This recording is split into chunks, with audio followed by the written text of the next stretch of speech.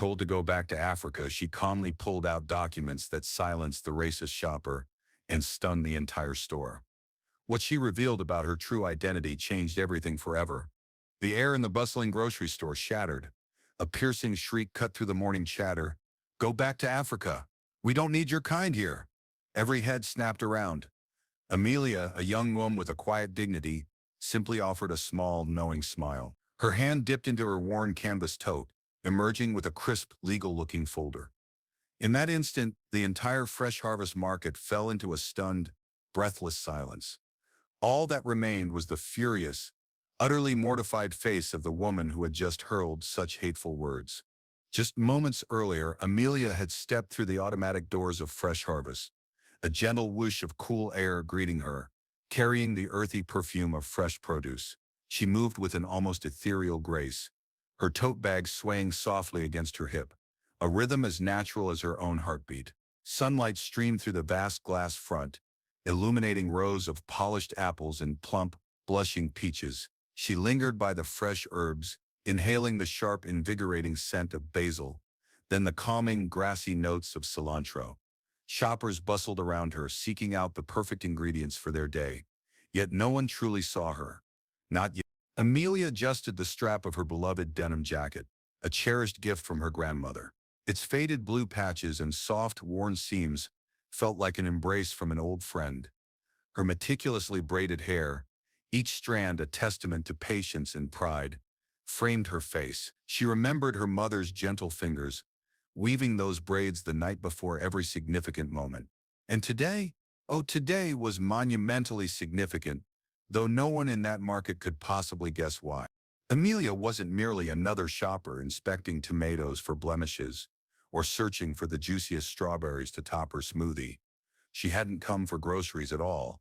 She was here because this place, this very market, was hers. Just a few short months ago, after years of tireless fundraising, working grueling double shifts at community gardens, patiently tutoring neighborhood children in math, and helping local families establish vibrant rooftop vegetable beds, she and her father had purchased Fresh Harvest Market. They had painstakingly transformed it behind the scenes, shaping it into a beacon of community ownership, offering organic produce at fair prices, prioritizing local suppliers, and channeling profits into a quiet co-op fund designed to nurture the dreams of their entire neighborhood. But the truth remained a secret. Amelia wanted to truly feel the heartbeat of the place, to ensure its mission was alive, that it radiated kindness and embraced every single neighbor equally before revealing their profound secret. So, she had walked the aisles in quiet observation, a silent sentinel.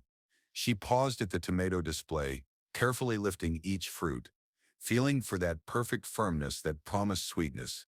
A little boy zipped past her, giggling, brandishing a banana like a tiny sword.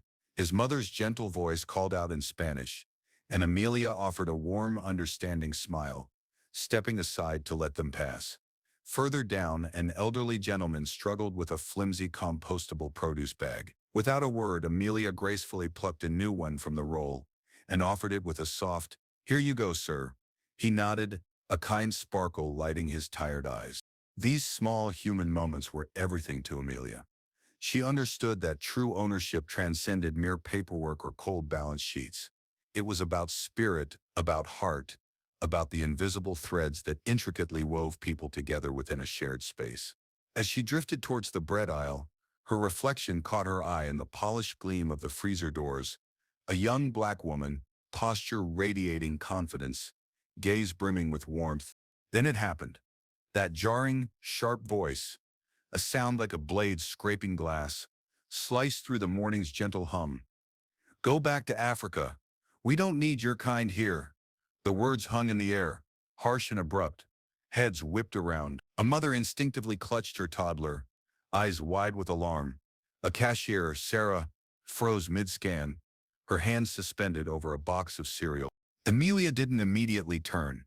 She closed her eyes for a fleeting second, feeling the searing rush of ancient wounds, the echoes of a history where her ancestors had endured unimaginable cruelty. She slowly opened her eyes, her fingers curling gently around the tomatoes in her basket, grounding herself in the present. Deborah stood just feet away, her short iron gray hair stiff as a helmet, her bright pink blouse clashing with white capris, and a sun hat perched askew. She clutched her shopping cart like a shield, her thin lips twisted into a self-satisfied sneer. Deborah, trapped in her own small, imagined world, truly believed she was defending some twisted purity, a place that had no room for the complexity, diversity, or beauty that lay beyond her own narrow reflection. Around them, an eerie silence descended, so profound that even the market's soft background music seemed to hold its breath. With deliberate, unhurried calm, Amelia placed her tomatoes on the counter and slowly turned to face Deborah. Her expression held no trace of rage or hurt. Instead, it bore something far more unsettling for the aggressor. An unshakable serenity. Deborah scoffed, darting glances at other shoppers, desperately seeking allies in her public display of hatred. But no one stirred. Eyes dropped to the floor, brows furrowed in quiet, collective shame. Amelia tilted her head slightly, observing Deborah as one might study a raucous crow disrupting the morning's peace. She drew a single measured breath.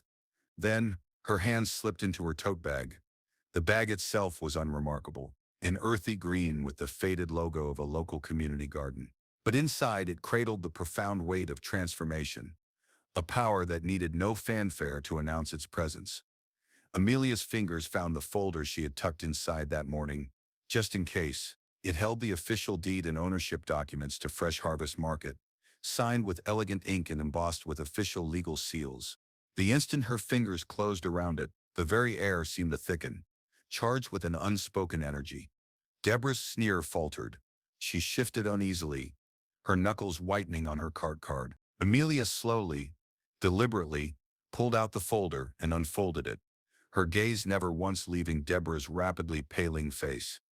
Behind the bakery counter, a young employee gasped audibly. 2 aisles over, a father took a hesitant step closer, his eyes darting between the official papers and Deborah's increasingly ashen complexion. Amelia's voice, when it finally emerged, was crystal clear, soft, yet resonating through the entire produce section. "I would, but then who would sign your refund checks when you complain about wilted lettuce?" For a frozen moment, nothing moved. Then, Deborah's face modeled a horrifying shade of red, her mouth opening and closing like a fish stranded on dry land. She sputtered something utterly incoherent, a fragile sound swallowed by the silent, electrified air. Amelia stepped forward, her calm strides echoing in the stunned quiet. "This store? I own it, and the only thing that truly doesn't belong here is your hate." Deborah stumbled back, her cart crashing into a pyramid of seedless watermelons. One broke free, thudding to the ground and splitting open in a messy crimson splash. Shoppers began to murmur, soft words building into a wave of collective, wondrous realization. Near the dairy fridge, a young mother let out a disbelieving laugh. A man in a blue mechanic's uniform dropped his shopping basket, his eyes wide, a slow grin spreading across his face. Then, like a single spark, igniting darkness, a clap. A teenage girl in the cereal aisle started it, her palms meeting sharply. Once, twice, 3 times. Another shopper joined, then another. Soon the entire store erupted in thunderous applause, loud, unfiltered, unstoppable. Deborah flinched with every sound, her eyes darting wildly, as if searching for a hidden escape route, but there was nowhere to hide. Amelia turned her head slightly, accepting the outpouring of appreciation with the quiet grace of someone who sought not to humiliate, but to illuminate. She approached Sarah, the cashier, who still trembled, her eyes shimmering with emotion. Amelia offered a gentle, reassuring nod. "Please finish ringing me up, Sarah, and if she causes trouble again, you have my permission to permanently ban her." Sarah exhaled a shaky breath, a grateful smile blooming on her face. "Yes, ma'am. I mean, thank you, Amelia." Amelia placed her tomatoes, a fresh loaf of sourdough, and a handful of fragrant herbs onto the conveyor belt. Each item felt like a small, profound victory. Meanwhile, Deborah hovered awkwardly by the ruined watermelon display, her hands fluttering helplessly. A security guard stepped forward, his posture protective, his gaze fixed on Deborah, ready to escort her out at any moment. Nearby, a father knelt beside his young daughter, whispering softly. The little girl looked up at Amelia with wide, admiring eyes, then turned and pointed a small, accusing finger at Deborah. Her father gently shook his head, and the girl frowned, her tiny fists tightening, as if even at her tender age she grasped the immense weight of injustice. Amelia completed her transaction, thanked Sarah, and lifted her tote bag onto her shoulder. As she turned to leave, the applause swelled one final, powerful time, echoing down every aisle, through the vibrant floral section, and out into the sun-drenched parking lot beyond. Deborah attempted to slip away unnoticed, her head bowed low, but every single step was watched. Every flinch underscored the unforgettable lesson etched into that moment. Hate would always be dwarfed by courage. Pettiness would always be overshadowed by quiet, unyielding power. Amelia didn't look back. She didn't need to. Outside, the sky had deepened into a soft golden hue, the setting sun casting long, gentle shadows across the sidewalk. Amelia paused at the edge of the parking lot, closed her eyes, and took a slow, deep breath. In that single inhalation, she felt the presence of every ancestor behind her, every grandmother who had toiled late into the night, every great-grandfather who had coaxed life from unforgiving soil, every mother who had braided young girls' hair with whispered stories of survival and unwavering hope. Amelia opened her eyes again, stepping forward into that radiant golden glow, her heart beating steady and true, a drum of quiet triumph. Later that evening, in her small apartment, overlooking the city's twinkling rooftops, Amelia carefully placed the folded documents on her wooden kitchen table. She moved slowly, allowing the day's extraordinary events to replay like a silent film in her mind. The myriad faces in the grocery store, the stunned silence, the scattered claps that had swelled into a thunderous ovation. Her phone buzzed. A text from her father. "I saw the video. I'm so incredibly proud of you." She hadn't even known someone had recorded it, but of course they had. In today's interconnected world, moments like that rippled outward, touching strangers miles away in mere seconds. Amelia tapped out a brief reply, "Thank you. It wasn't about me, it was about all of us." She placed her phone face down, her gaze fixed on the ownership documents, the bold flowing signatures, the elegant embossed seal. She remembered the day she and her father had signed them. The small conference room had smelled faintly of lemon cleaner. She had worn a simple dress and carried this very same tote bag. When the lawyer slid the papers across the table to her, she had paused. Not out of doubt, but out of a profound understanding. Ownership wasn't just paperwork, she realized. It wasn't merely power. It was an immense, sacred responsibility. "Wait, my promise," her father had said, reaching over to squeeze her hand firmly. "You are enough, Amelia. More than enough. This is yours because you believed when no one else dared to." That belief, now a blazing ember within her, shone brighter tonight than ever before. She rose from the table, walked to her small window, and gazed out at the city's glittering patchwork of lights. Cars moved like quiet beetles along the avenues. Neon signs flickered over storefronts, and somewhere in the distance, a siren wailed into the vast night. Amelia closed her eyes, resting her forehead gently against the cool glass. "They thought they could shame me into leaving," she whispered, her voice barely audible. "But I didn't just stay. I owned the very ground beneath their feet." A gentle breeze carrying the sweet scent of night-blooming jasmine from a neighbor's balcony below slipped through a tiny crack in the window frame. She straightened, pulled her hair back into a loose tie, and stepped away from the window. Her eyes landed on a small framed photograph on her bookshelf. Her mother and grandmother, hands on their hips, laughing joyfully in a sun-drenched garden, their hair ignited into glowing halos. Amelia felt a smile slowly blossom within her, a warm, expansive feeling spreading from her chest to her fingertips. She picked up the photo, cradled it gently, and spoke softly. "Tomorrow I'll keep building. For you. For us all." She carefully placed it back, switched off the lights, and let the comforting darkness of the night wrap around her like a protective cloak.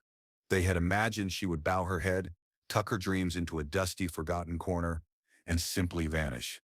But Amelia was never destined to disappear. She was born to stand at the intersection of every whispered prayer and every bold dream. In that grocery store aisle, in the profound hush between the hateful insult and the resounding clapback, she hadn't just defended herself. Oh no. She had defended every young black girl who had ever been told she didn't belong. Every quiet warrior who kept showing up anyway. She didn't need to shout, to rage, or even raise a hand. Her serene silence, her potent document, her steady, unwavering gaze, these were more than enough to shake the very ground. Because true power isn't loud. It doesn't roar or claw or demand. True power is signed on the dotted line, carried in the gentle lift of a proud chin, woven into the intricate braids that crown a young woman's head as she walks forward. Unstoppable.